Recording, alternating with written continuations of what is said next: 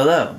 So it's February 19th, 3 days into my new diet, eating only wild edibles. So a little update concerning my weight. There has been a drop from about, I think it was around 174, 75, down now to 169.5. So it's like, wow, that's quite a drop.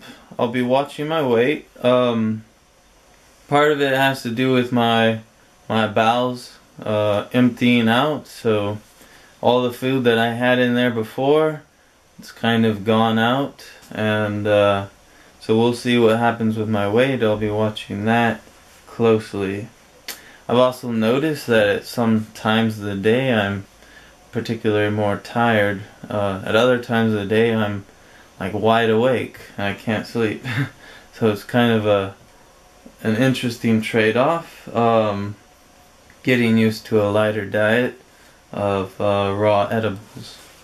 Another thing I want to talk about, so it was just my birthday, and at work we had a birthday breakfast. So an interesting part of this experience is dealing with social occasions in which people are asking you to eat, be it bacon, sausage, eggs, pancakes, the whole 9 yards. And I was kind of fretting how to either say no or get out of it, and a good thing actually happened. Somebody at work actually hadn't eaten yet and they were hungry, so I ended up going, loading the plate up, and giving the food to somebody else. And in some religious traditions where they fast and pray, maybe they will also give what they would have eaten to the poor. So it was kind of a nice feeling to give that food to somebody else and still stay on my challenge. The other challenge was around the same time of my birthday as the Chinese New Year, and so we went to spend some time with some friends, and they had prepared some food as well and asked me if I would like to eat some. And again, I had to kind of be firm and say no thanks, no thanks. So right off at the very start, I'm having to stay strong and committed to this challenge. So that's interesting to note. And my daughter's at the door calling me. What? Go to mommy. Okay. So probably the next question I would want to address is why am I doing this? Maybe it seems odd to most people. Why would I have an interest in eating only wild edibles? And there's a lot of books that have kind of fascinated me, a lot of different authors. Probably the first that I will mention is this book right here called Survival in the 21st Century, and it's for Planetary Healers Manual by Victoras H. Kulvinskas. So have a look at that. And he kind of has a lot of interesting ideas, and he talks, for one, about different weeds for health and survival. So let's see if I can just show you some of those that he has. So weeds for health and survival. And he notes, he says, quote, on page 82, "Do not delay acquaintance with weeds and grasses. Someday there may be nothing else to eat. The once fertile land is being destroyed at a fast pace by advanced forms of agriculture." So, kind of alarmist, but it makes you wonder, could we do it, could we survive on just the weeds if we had to? And he talks a lot about that. He also talks about kind of becoming one even with higher cosmic energies, so you're transitioning away from kind of the lower foods into higher energies where you don't even have to eat so much. And that might seem a little odd, like, well, we don't have to eat so much. And here's another book that I got, Guide to Wild Foods in the Footsteps of Our Ancestors by Christopher Nigers. I've probably seen it wrong. Now, kind of what caught my interest about this author is when he's talking about the chia. And if you don't know what chia is, it looks like that. That's the wild chia that you can find growing up in the high desert areas near where I live here in California. So he notes that 1 tablespoon of these seeds was sufficient to sustain for 24 hours an Indian on a forced march.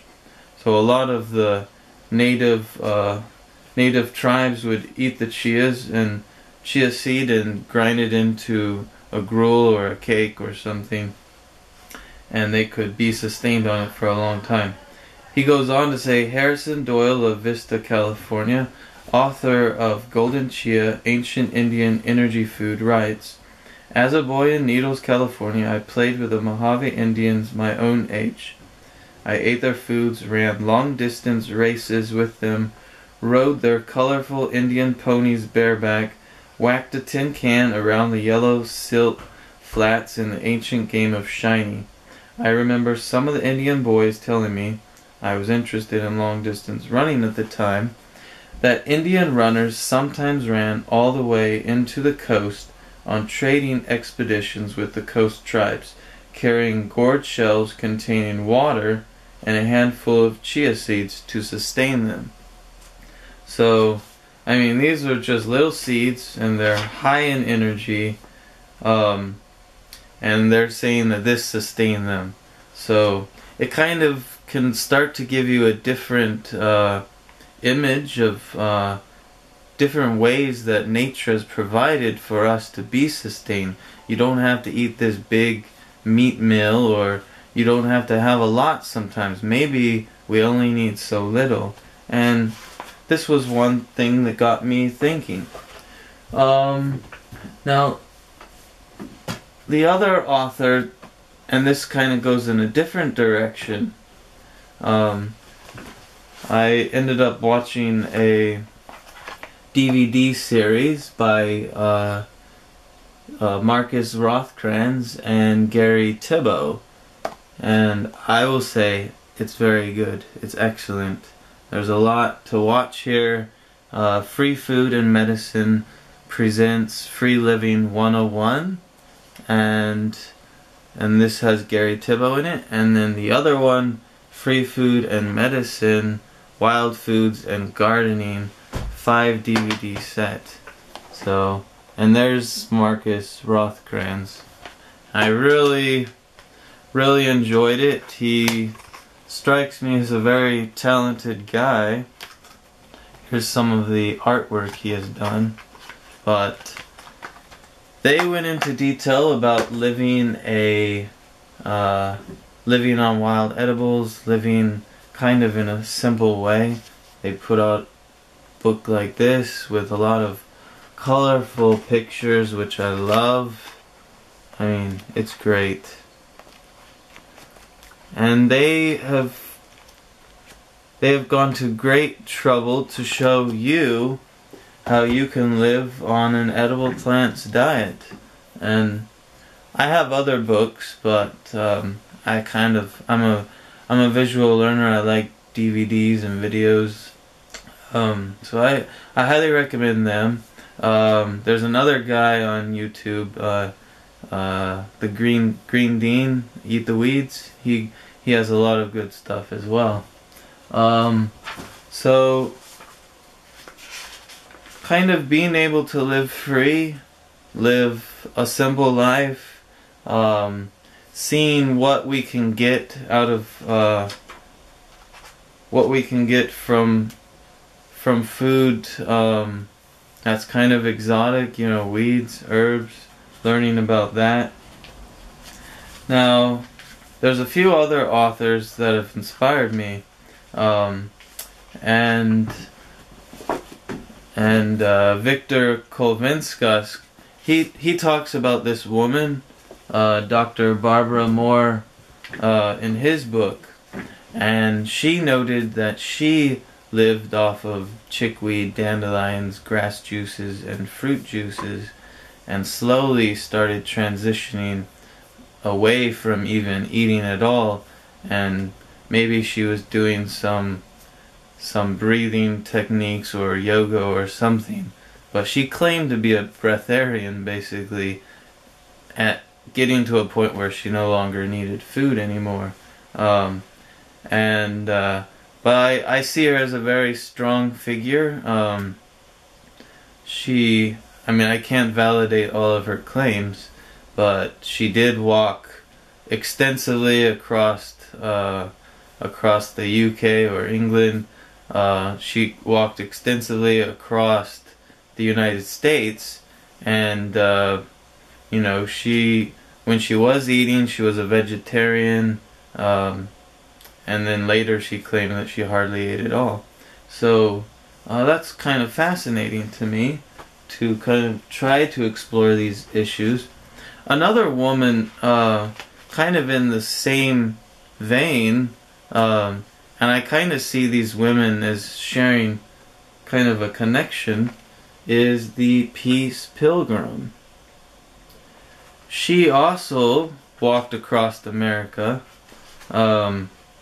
She ended up walking across America for like 30 years, and she gave many lectures at colleges, and basically she considered herself a pilgrim for peace. She was trying to kind of spearhead a movement to stop all the fighting in Korea, the Korean War, the Vietnam War, and this was her way to do that. And on page 25, she says, "In the Middle Ages, the pilgrims went out as the disciples were sent out, without money, without food, without adequate clothing, and I know that tradition. I have no money. I do not accept any money on my pilgrimage. I belong to no organization.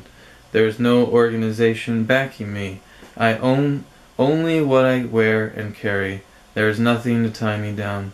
I am as free as a bird soaring in the sky.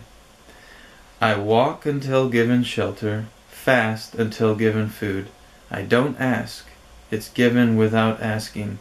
Aren't people good? There is a spark of good in everybody. No matter how deeply it may be buried, it is there. It's waiting to govern your life gloriously." I highly recommend reading this book. But basically, she kind of answers, in my opinion, well, what do I do if I can't find food one day? So some days she couldn't eat. She fasted. She prayed. She kind of got closer to what she considered the spirit world, and I believe in that too. But what's interesting is, if you're going to strike out on this kind of raw, wild foods diet, I kind of expect that some days I might not find food, and I'm going to have to fast. Maybe it won't be convenient for me to eat at a given time. So I'm not so worried if I have to go without food. I expect that later I'm going to find food, and I'm going to eat food, and that's going to compensate for the times that I didn't eat food. So, you know, I don't want to get worried about that. And there has been a lot of worry and kind of fear that I'm having to work at in my own mind. And the last author that I want to talk about is Hilton Hotema, Man's Higher Consciousness, written in 1962. and he also talked in his book about Barbara Moore. But basically he talks about the law of adjustment. And so basically, with each adjustment or change that we try to make in our lives, there's often a crisis. And so if the change is bad, such as with drugs or poor food, the body comes into harmony with the habit, even if it is bad. So you can imagine the smoker, they start smoking and it's bad for the body. The body tries to reject it. Over time, the body adjusts and comes into harmony with the smoking, and it feels normal. If the change is good, however, the new habit is not immediately accepted, but a crisis will probably occur. So, I'm kind of expecting that for myself as well. My body's not used to this. There's going to be some crisis. Weight is going to change. I might have some fatigue. But what I'm looking for is for my body to come into harmony with the new habit. If that can't happen, then I will have to question the diet, basically. So yeah, I would have to question the diet.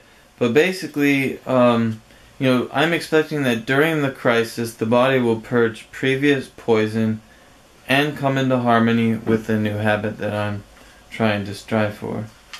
Now, what often ends up happening is many people, when they try to change for the good, they notice how the body is resisting and kind of feeling uncomfortable, and they think that this means it's a sign that what they're doing is bad for the body. And I will say that if you do it too fast, it can be bad for the body.